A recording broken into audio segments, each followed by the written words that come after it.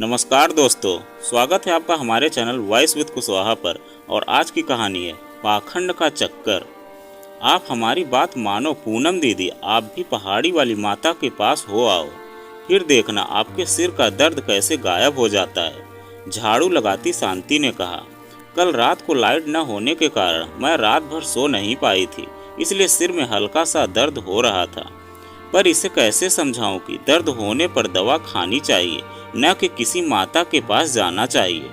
शांति, पहले मेरे लिए चाय बना लाओ। मैं कुछ देर शांति चाहती थी। यहाँ आए हमें 4 महीने हो चुके थे। ऐसा नहीं था कि मैं यहाँ पहली बार आई थी।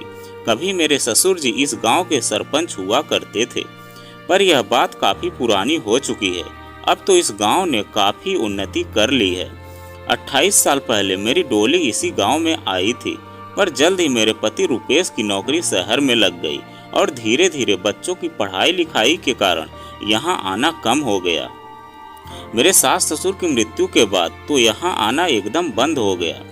अब जब हमारे बच्चे अपने अपने काम में रम गए और पति रिटायर हो गए, तो फिर एक बार यहाँ आना जाना शुरू हो गया। मेम साहब चाय। शांति ने मुझे चाय ला कर दी। अब तक सिरदर्द कुछ कम हो गया था। सोचा थोड़ी देर आराम कर लूं, पर जैसे ही आंखें बंद की, गली में बज रहे ढोल की आवाजें सुनाई देने लगी। दीदी जी, आज पहाड़ी माता की चौकी लगनी है ना, उसके लिए ही पूरे गांव में जुलूस निकाल रहा है। आप भी चल कर दर्शन कर लो। यह पहाड़ी वाली माता कौन है? मैंने पूछा, पर शांति मेरी बात को अनसुना करके जय माता दी कहती हुई चली गई। थोड़ी देर बाद ढोल का शोर दूर जाता हुआ सुनाई दिया। तभी शांति आकर बोली, लो दीदी, माता रानी का प्रसाद, और फिर अपने काम में लग गई।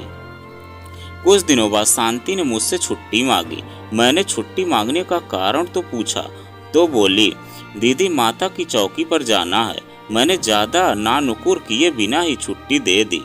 मेरे पति रुपेश अपना अधिकतर समय मेरे ससुर जी के खेतों पर ही बिताते। सेवानिवृत्त होने के बाद यही उनका शौक था। मैं घर पर कभी किताबें पढ़कर तो कभी टीवी देखकर समय बिताती थी। पास पड़ोस में कम ही जाती थी। अगले दिन जब शांति वापस आई तो बस सारा वक्त माता का ही गुणगान करती रही। शुरू में मुझे ये बातें बोर करती थी, पर फिर धीरे धीरे मुझे इनमें मजा आने लगा। मैंने भी इस बार चौकी में जाने का मन बना लिया। सोचा थोड़ा टाइम पास हो जाएगा।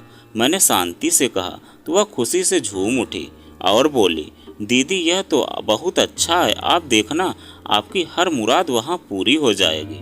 कुछ दिनों बाद मैं भी शांति के साथ मंदिर चली गई। इस मंदिर में मैं पहले भी अपनी सास के साथ कई बार आई थी, पर अब तो वह मंदिर पहचान में नहीं आ रहा था। एक छोटे से कमरे में बना मंदिर विशाल रूप ले चुका था। जहाँ पहले सिर्फ एक फूल की दुकान होती थी, वहीं अब दर्जनों प्रसाद की दुकानें खुल चुकी थी। और इतनी भीड़ की पूछो मत। शांति मुझे सीधा आगे ले गई। मंच पर एक बड़ा सिंहासन लगा हुआ था। शांति मंच के पास खड़े एक आदमी के पास जाकर कुछ कहने लगी। फिर वह आदमी मेरी ओर देखकर मुस्कुराते हुए नमस्ते करने लगा। मैंने भी नमस्ते का जवाब दे दिया। शांति फिर मेरे पास आकर बोली, दीदी यह मेरा पड़ोसी मंगरू है। जब से माता जी की सेवा में आया है, इसके वारे न्यारे हो गए हैं। पहले इसकी बीवी भी मेरी तरह ही घरों में काम करती थी, पर अब देखो माता की सेवा में आते ही इनके भाग्य खुल गए। आज इनके पास सब कुछ है। थोड़ी देर बाद वहाँ एक 34-35 वर्ष की महिला आई, जिसने गेरुआ वस्त्र पहन रखे थे, माथे पर बड़ा सा तिलक लगा रखा था और गले में रुद्राक्ष की माला पहनी हुई थी। उसके मंच पर आते ही सब खड़े हो गए और जोर जोर से माता की जय हो बोलने लगे। सबने बारी बारी से मंच के पास जाकर उनके पैर छुए, पर मैं मंच के पास नहीं गई, न ही मैंने उनके पैर छुए। 25-30 मिनट बाद ही माता जी उठकर वापस अपने पंडाल में चली गई। माता जी के जाते ही लाउड स्पीकर पर जोर जोर से आवाजें आने लगी। माता जी का आराम का वक्त हो गया है। भक्तों से प्रार्थना है कि लाइन से आकर माता के सिंहासन के दर्शन करके पुण्य कमाए। अजीब नज़ारा था। लोग उस खाली सिंहासन के पाए को छू कर ही खुश थे। दीदी चलो, मंगरू ने माताजी के विशेष दर्शन का प्रबंध किया है। शांति के कहने पर मैं उसके साथ हो गई। जाओ अंदर आओ, और अंदर मैं चली गई। मंगरू हमें कमरे के बाहर ही मिल गया। कमरे के अंदर से अगरबत्ती की खुशबू आ रही थी। हल्की रोशनी में माताजी आंखें बंद करके बैठी थी। हम उनके सामने जाकर चुपचाप बैठ गए। थोड़ी देर बाद माताजी की आंखें खुली। देवी, आपके माथे की रेखाएं बता रही हैं कि आपके मन में हमें लेकर बहुत सी उलझनें हैं। देवी, मन से कभी शंकाएं निकाल दो। बस भक्ति की शक्ति पर विश्वास रखो। उनकी बातें सुनकर मैं मुस्कुरा दी। कुछ देर रुककर फिर वह बोली, तुम एक सुखी परिवार से हो। तुम्हारे कर्मों का फल है कि तुम्हारे परिवार में सब कुछ ठीक ठाक चल रहा है। पर देखो देवी, मैं साफ साफ देख सकती हूँ कि तुम्हारे परिवार पर संकट आने वाला है। यह संकट तुम्हारे पति के पिछले जन्म के कर्मों का फल है। और माताजी ने मुझे एक नज़र मुझ पर डाली। संकट? माताजी, कैसा संकट?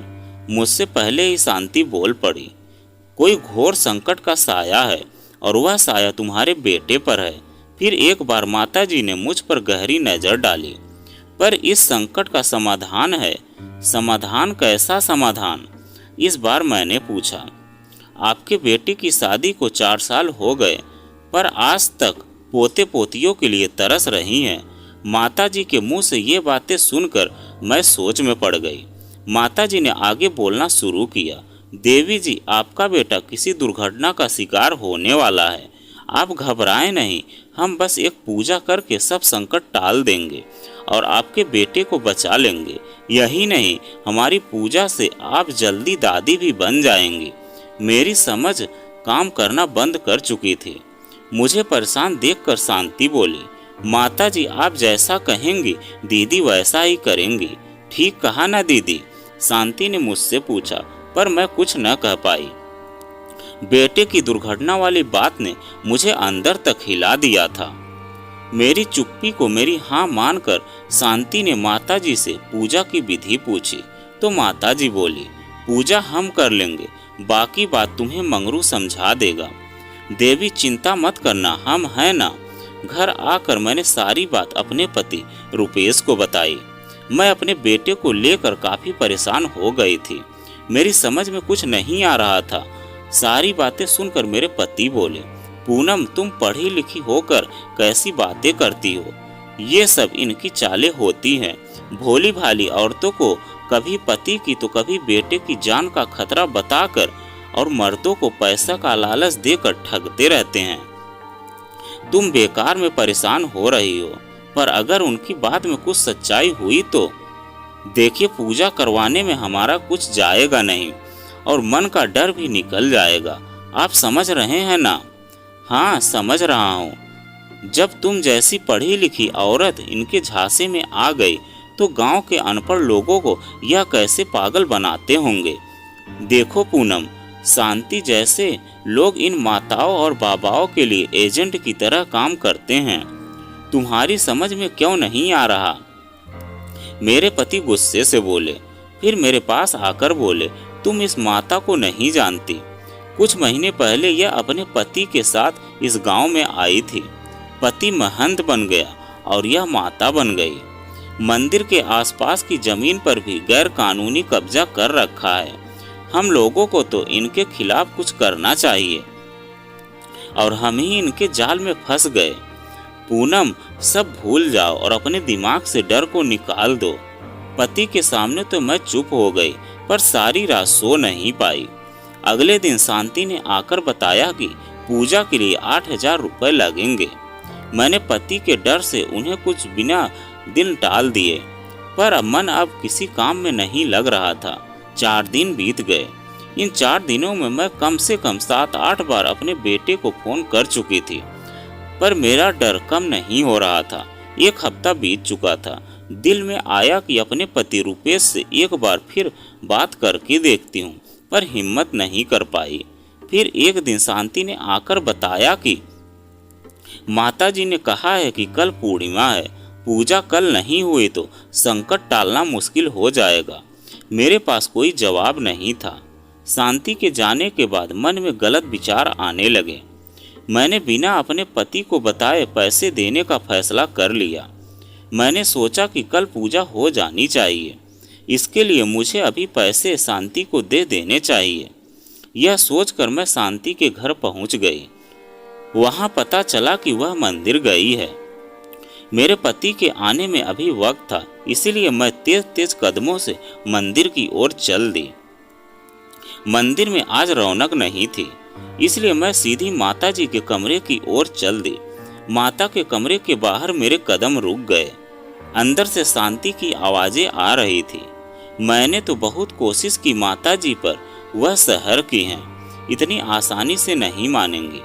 अरे शांति, तुम नई नई इस काम में आई हो, जरा सीखो कुछ मंगरू से। इसका फंसाया मुर्गा बिना कटे यहाँ से आज तक नहीं गया। यह आवाज माताजी की थी। यकीन मानिए माताजी, मैंने बहुत कोशिश की, पर उसका आदमी नहीं माना, साफ मना कर दिया उसे। अब तक मुझे समझ आ गया था कि यहाँ मेरे बारे में ही बातें चल रही हैं। देख शांति, तेरा कमीशन तो हम काम पूरा होने पर ही देंगे। तू उससे 8,000 रुपये लेकर आ और अपने 600 रुपये ले जा। अगर उसका आदमी नहीं मान रहा तो तू कोई और मुर्गा पकड़। मंगरू बोला, हाँ, वह दूध वाले की बेटी की शादी नहीं हो रही, अगली चौकी पर उसकी घरवाली को लेकर आ, वह जरूर फंस जाएगी। बाहर खड़े खड़े सब सुनने के बाद मुझे खुद पर गुस्सा आ रहा था। मैं वहां से चली आई, पर अंदर ही अंदर मैं खुद को कोस रही थी कि कैसे मैं इनके झांसे में आ गई। मेरे आंखें भर चुकी थी और खुल भी चुकी थी। कितने सही थे मेरे पति, जो इन लोगों को पहचान गए थे। शाम को जब मेरे पति घर आए तो मैंने उनको एक लिफाफा दिया। यह क्या है? उन्होंने पूछा। आपने ठीक कहा था, इन पाखंडियों के चक्कर में नहीं आना चाहिए। ये जाल बिछाकर इस तरह फंसाते हैं कि शिकार को भी पता नहीं चल पाता और उसकी जेब खाली हो जाती है। इसलिए इन पाखंडियों के चक्कर में कभी नहीं पड़ना चाहिए। तो दोस्तों, यह कहानी आपको कैसी लगी कमेंट में लिखकर जरूर बताइएगा। अगर आप हमारे चैनल पर नए हैं तो प्लीज़ चैनल को सब्सक्राइब कीजिएगा और एक वीडियो को एक लाइक कीजिएगा। तो चलिए मिलते हैं एक नई कहानी के साथ एक नए वीडियो में। कहानी सुनने के लिए आपका बहुत बहुत धन्यवाद।